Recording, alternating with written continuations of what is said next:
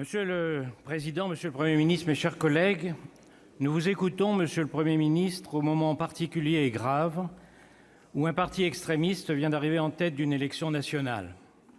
Encore avons-nous la chance, si l'on peut dire, en France, où l'on apprend dès l'école à révérer Robespierre, qu'à la différence des autres pays où le populisme est seulement d'extrême droite, il est chez nous partagé en deux, rendant les chiffres en apparence moins alarmants, mais en apparence seulement. Ce qui est incompréhensible, c'est que pour réclamer plus de démocratie, des électeurs votent pour le parti recordman du népotisme et de l'opacité, dirigé depuis 50 ans par le père, puis la fille, puis bientôt la nièce, que pour dénoncer un système qu'ils estiment corrompu, ils votent pour le parti recordman des rendez-vous judiciaires, et que pour redresser l'économie, ils votent pour une dirigeante qui a fait la preuve de son incompétence absolue en la matière lors de la présidentielle. Napoléon disait, en politique, une absurdité n'est pas un obstacle. Nous le constatons tous les jours. Si les partis extrêmes ne représentent plus que 30% aujourd'hui, ce qui est tout de même considérable, contre 40% il y a 2 ans, c'est grâce à l'effondrement du leader minimo de la France soumise à Cuba. Le corps sacré, autoclaironné lors d'une perquisition par l'homme au micro entre les dents, l'a disqualifié jusque chez ses proches.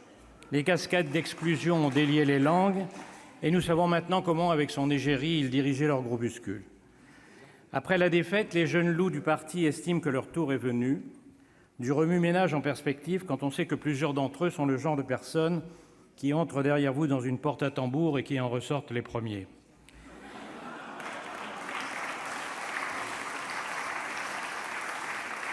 Et malgré cela, ce qui est incroyable, ce n'est pas que LFI soit passé de 20% à 6%, mais qu'il y ait encore en 2019 6% des Français qui votent pour la révolution bolivarienne. Le deuxième coup de tonnerre de cette élection est que la gauche démocratique et la droite républicaine, à la tête du pays pendant 60 ans, aient obtenu ensemble moins de 15% des voix. En ce qui concerne le PS, l'explication, qui risque de ne pas plaire, et je m'en excuse, me semble largement partagée. François Hollande a mené avec constance une politique qui ressemble à celle d'une enseigne que j'ai vue l'autre jour sur la route, restaurant ouvrier, cuisine bourgeoise.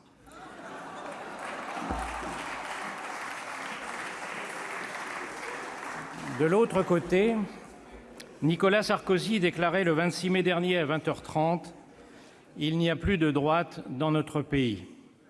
Je trouve le jugement expéditif. Nous savons tous qu'il est rare qu'on meure en politique. Comme le dit un proverbe cambodgien, « Quand l'eau monte, les poissons mangent les fourmis. Quand l'eau descend, les fourmis mangent les poissons. » Je ne crois pas que la droite soit morte, mais elle est partie. Elle a commencé à partir le jour où quelques-uns de ses dirigeants ont décidé que la reconquête passait par l'adoption des idées les plus raides et qu'ils ont cessé de tenir compte des minoritaires. Le parti, mon parti, ne pouvait alors que s'effeuiller comme un artichaut. Une feuille à la défaite de 2012, une feuille au match de boxe Copé-Fillon, une feuille lors du refus de choisir entre Le Pen et Macron au deuxième tour de la présidentielle, une feuille aux européennes. Une fois la dernière feuille partie, le 26 mai au soir, la droite s'est aperçue qu'1 million de ses électeurs n'avaient pas voté pour son candidat, mais pour celle d'En Marche, et 500 000 pour le Front national. Pendant toute la campagne, les adversaires d'Emmanuel Macron l'ont accusé de prendre l'élection en otage en réduisant son enjeu à un affrontement entre progressistes et populistes. Il n'avait pas tort. Mais ce qu'ils n'avaient pas compris, c'est que ce n'était pas seulement un slogan de campagne, c'était aussi une réalité. Lorsque presque tous les pays de l'Est de l'Europe, plus l'Italie, sont dirigés par des populistes, lorsqu'ils font 15 à 30% partout en Europe de l'Ouest, lorsqu'on est entouré de Poutine, d'Erdogan ou de Xi Jinping, il est temps pour les démocrates d'affronter les populistes et non de leur courir après.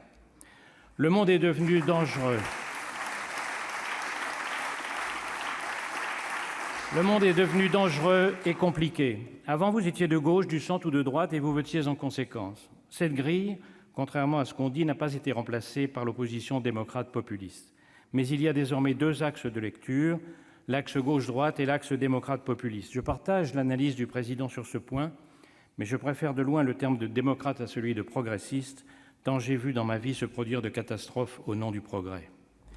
La liste Renaissance est arrivée 2e le 26 mai. Mais vous êtes presque le seul à l'avoir fait remarquer, monsieur le Premier ministre. Sa déroute était tellement prédite que le reste du monde semble persuadé qu'elle a gagné. Je suppose que vous ne vous en plaignez pas, mais si j'insiste sur ce point, c'est qu'il me paraît important que quelqu'un, et vous n'êtes pas n'importe qui, garde la tête froide. Depuis 15 jours, certains cris de victoire un peu bruyants, certaines injonctions un peu appuyées, certains appels un peu martiaux ne sont peut-être pas la meilleure façon de préparer l'avenir et de rassembler.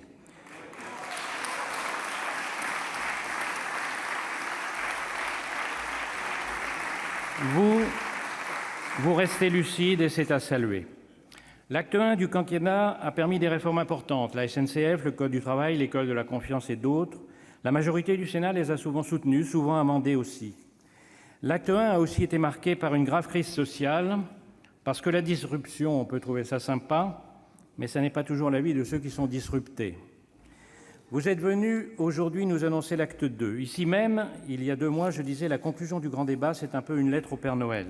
Le président a promis d'en tenir compte et c'est heureux, mais il va falloir aussi pour une part qu'il lui résiste. C'est la raison pour laquelle la phrase la plus importante de votre discours à mes yeux, c'est constance et cohérence dans l'action. Elle va susciter 2 sortes de réactions. Ceux qui diront que vous n'avez rien entendu, qu'il faut d'urgence faire marche arrière, et les autres, c'est mon cas, qui vous diront que c'est en restant immobile qu'on fait le plus de faux pas. Vous nous annoncez une société de la confiance et de la justice, lever les freins à l'emploi, libérer les énergies, renforcer les collectivités territoriales et décentraliser, faciliter la mobilité sociale, renforcer l'égalité entre les territoires, qu'ils soient métropolitains ou ultramarins, redéfinir le périmètre de l'État et, vous avez commencé par cela, tout faire pour laisser à nos enfants une planète vivable. Il n'y a rien dans tout cela qui ne puisse être approuvé, mais qui doit l'être avec vigilance. Car au-delà de ce que vous nous avez dit, il y a 2 ou 3 choses que nous aurions aimé entendre, ou tout au moins entendre plus précisément. Des assurances chiffrées sur le non-dérapage des finances publiques dans la mise en œuvre de ces réformes, des précisions sur le mécano fiscal qui ne nous semble pas abouti et qui ne nous rend pas certains que vous arriverez 2 siècles après à faire mentir l'adage de Benjamin Franklin « Il n'y a que 2 choses certaines dans la vie, la mort et les impôts ». Quant à la baisse des effectifs de la fonction publique, elle ne semble plus si urgente, ce qui nous fait craindre que l'administration continue d'être ce qui se rapproche le plus de la vie éternelle.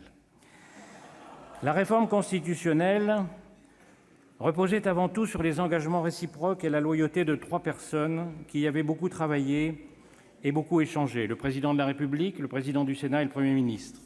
Vous le savez, je suis de ceux qui pensent que ces engagements auraient été tenus.